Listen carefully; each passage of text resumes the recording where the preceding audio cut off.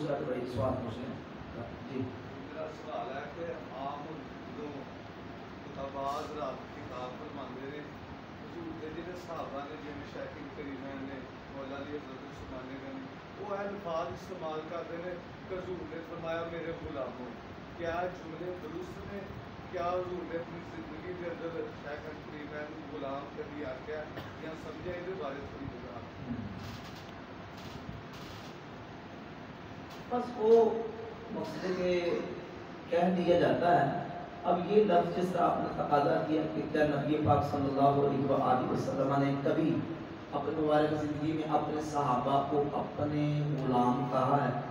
بالخصوص شیخین ابو بکر و عمر کو تو ٹھیک ہے، حضور کے غلام تو وہ ہیں، اس میں تو کوئی شک نہیں کہ شیخین حضور کی ساری امت ہی حضور کی غلام ہے.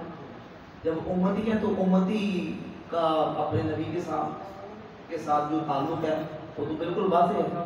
تو اور اس طرح کو لفظ خاص میرے علم میں نہیں کہیں حدیث میں آیا ہو کہ حضور نے صحابہ کو مخاطب اس انداز سے فرمایا ہو، اس طرح کوئی روایت میرے علم میں نہیں.